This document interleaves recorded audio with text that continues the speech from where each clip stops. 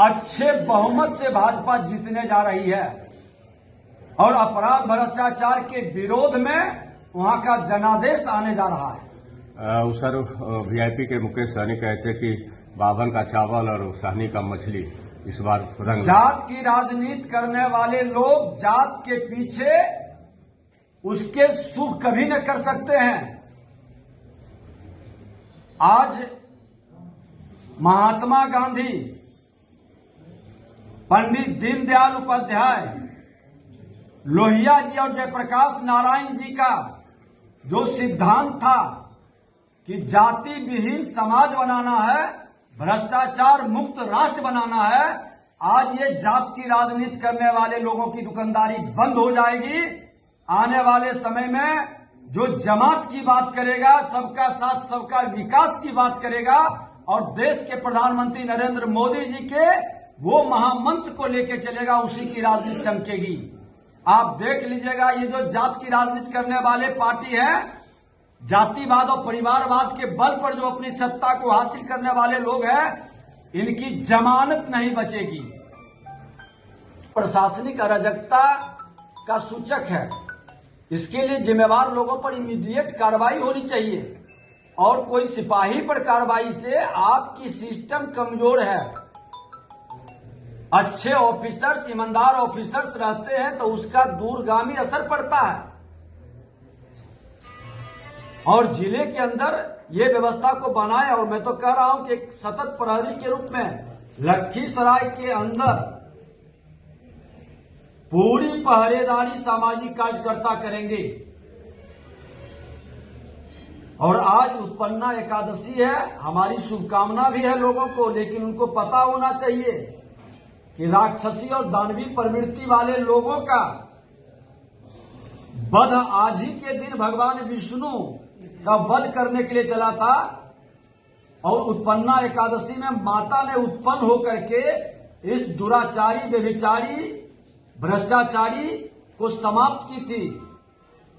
आज भारतीय जनता पार्टी ये संकल्प लेकर कि अपराध और भ्रष्टाचार के विरोध में एक जन आंदोलन शुरू करेंगे, उसकी रूपरेखा आगे हम बताएंगे पूरे बिहार के अंदर, और खुला शंखनाद होगा। सरकार को हम समय देते हैं,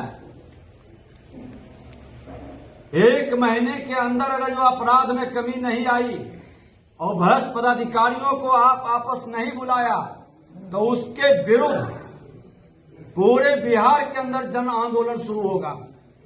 और सर कुर्नी विधानसभा में क्या होगा सर? भाजपा वहां से जीत करेगी? उसको संदर्भ में हम लोग कल हलसी जाएंगे।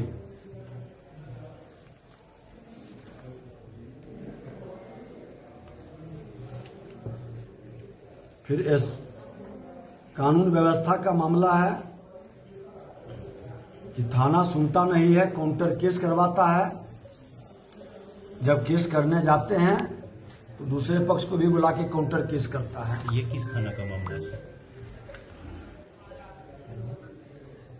ये महिला थाना के संदर्भ में दिया है आवेदन।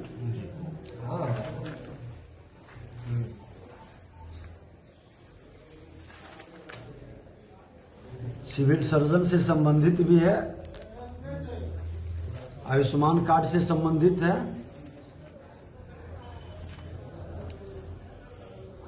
बिजली विभाग का,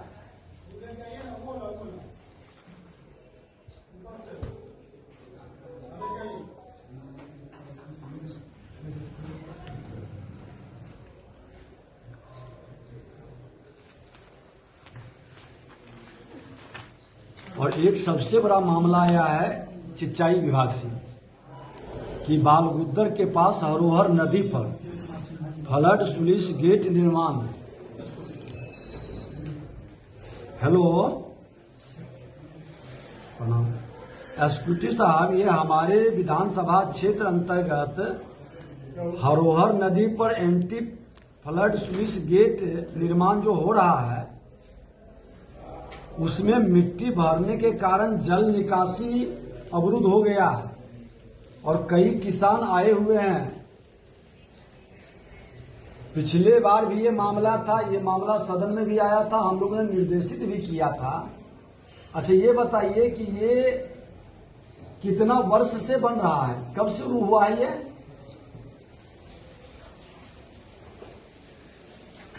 दो 2017-18 में शुरू हुआ, अब बन जाना कब तक था? 2.5 साल का। तो बताइए, इसका तो टाइम भी पार कर गया। ये ठेकेदार पर क्यों नहीं, अगर जो इस तरह के गड़बड़ी के लिए ठेकेदार पर कार्रवाई क्यों नहीं हुई और ये क्यों नहीं बना है, ये सारा डिटेल हमको एक उपलब्ध कराइए। और इसका पानी की निकासी के लिए इमीडिएट मिट्टी हटवाने की क्यों नहीं व्यवस्था कर देते हैं?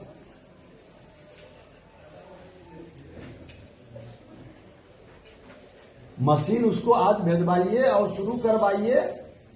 अब भेज करके मशीन हमको रिपोर्ट करवाइए, नहीं तो इस सारा मामला हम सदन के अंदर फिर उठवाएंगे।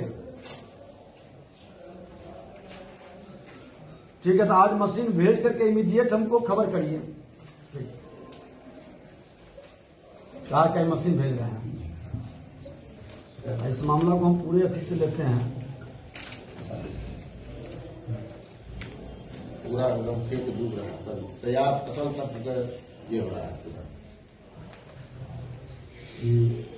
गुंडा पोखर का पानी जी क्रिया है। सरकार जब बदलती है तो जो मंत्री स्तर के लोग हैं उनको भवन मिलता है, भवन निर्माण विभाग से विधायकों को मिलता है, विधानसभा पूल से। प्रक्रिया पारदर्शिता के साथ होनी चाहिए। हमने भी अध्यक्ष बना तो पूरे पारदर्शिता से हम लोगों ने लोगों को दिया, और हमने मन के अंदर दुर्भावना रख करके नहीं, बदले की भाव से नहीं। मैं खुद विधानसभा अध्यक्ष था, 8 महीने के बाद मुझे आवास मिला था, और अभी जो वित्त मंत्री हैं वो पूर्व के विधानसभा अध्यक्ष थे। 8 महीने तक मेरे भवन में रखे, हमने कभी नहीं दबाव डाला। और उसके भवन में जो फैसिलिटी थी सफाई कर्मी की या अन्य फैसिलिटी हमने आपस नहीं लिया। लेकिन राजद को सत्ता में आने के बाद माननीय मुख्यमंत्री जी, आपका संस्कार इतना नीचे क्यों गिर गया? क्यों आपकी नैतिकता इतना नीचे गिरी है कि बदले की भाव से आपके मंत्री फाइन कर रहे हैं पूर्व मंत्री पर, उनको आपने आवास नहीं दिलाया। हमारे उप मुख्यमंत्री रेणु देवी अति पिछड़ा की बेटी, आपने उनको आवास दिला देता, मरम्मती करा करके वो अपने आवास में जाने के लिए तैयार बैठी है। और भवन निर्माण मंत्री जो विभाग भ्रष्टाचार के आकंठ तक डूबा हुआ है, वो बयानबाजी करते हैं।